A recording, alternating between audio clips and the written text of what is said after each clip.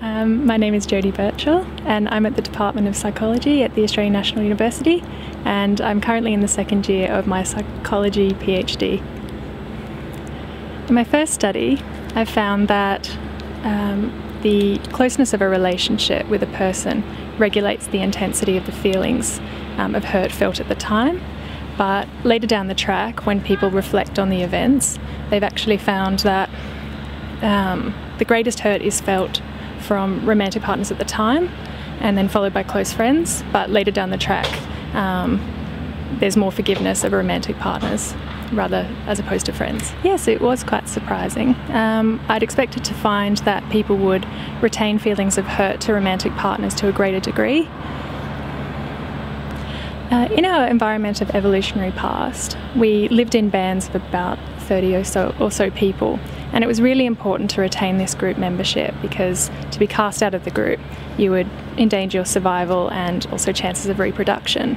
So what we've speculated, as other researchers have, is that hurt is a signal that social acceptance in a relationship is actually being decreased. So it's a powerful evolutionary signal, the same way that physical pain is, that your acceptance in a group is going down.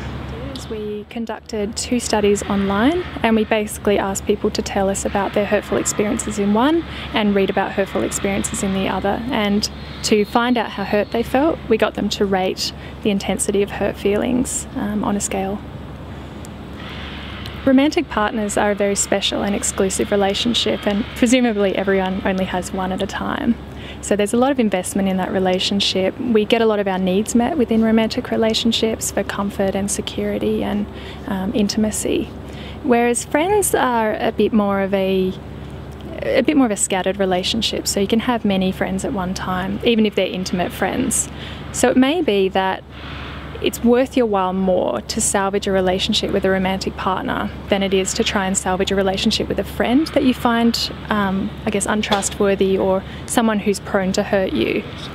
We also looked at the difference between close friends and acquaintances, and we found that for really important relationships, close friendships, there was a really big gap between the degree of hurt felt both at the time and later down the track than was felt by acquaintances. So people found that acquaintances, so they tended to be people like work colleagues or friends of friends, those sort of people, were able to inflict a moderate amount of hurt, but it was nowhere near the degree of hurt that close friends could produce. I'm really interested in the hurt that occurs in romantic relationships, and the results of this study have shown that that degree of hurt at time versus hurt following, so that degree of forgiveness, this will be a really fruitful area to follow up on. Because they're such important and intimate relationships, and as I said, you get a lot of needs met in them, hurtful events that occur within them are likely to be far more cataclysmic. They're likely to affect a lot more areas about self and about relationships and how people think about them down the track. So I'd really like to have a look at that in more detail.